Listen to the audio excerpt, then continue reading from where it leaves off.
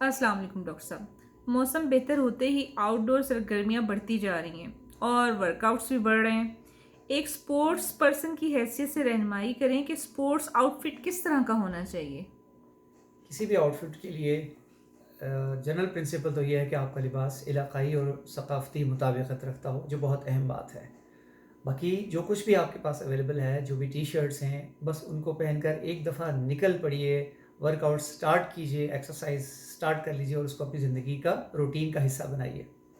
जहाँ तक technical aspects का ताल्लुक है, तो आपकी स्पोर्ट्स की शर्ट्स वगैरह जो हैं वो स्ट्रेचेबल होना चाहिए, यानी उनके अंदर लचक होनी चाहिए। उसके अलावा उनके अंदर ब्रेथेबिलिटी होनी चाहिए, यानी हवा उनमें से गुज़र सकती हो। उसके अलावा क्विक ड्राई होना बहुत ज़रूरी है, यानी मॉइस्चर रिटेन ना करें। अगर वो गीली हों, स्वेटिंग हो जाए तो उसके बाद वो फ़ौरन खुश्क हो जाए। और एक और अहम बात कि ब्राइट कलर जो है वो आप इस्तेमाल कीजिए अपनी शर्ट्स, अपनी जो है स्पोर्ट्स केयर्स। ब्राइट कलर का फ़ायदा ये होता है कि आपकी विजिबिलिटी बढ़ती है, आप ट्रैफिक को और दूसरे लोगों को नज़र आते हैं। आपने देखा होगा कि इसी वजह से जो लोग हाई एल्टीट्यूड पे बर्फ़ में या कहीं हाइकिंग या ट्रैकिंग करने जाते हैं, या जो रनर्स होते हैं, तो उनके लिबास बहुत ब्राइटली कलर्ड होते हैं।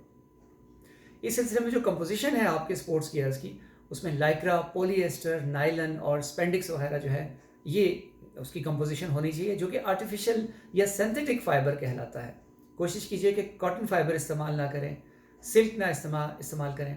ख़ासतौर पे कॉटन का प्रॉब्लम ये होता है कि वो मॉइस्चर रिटेन करता है और वो खुश्क नहीं होता और भारी हो जाता है। बहरहाल, दौड़ते रहिए, वर्कआउट्स करते रहिए और सेहतमंद रहिए।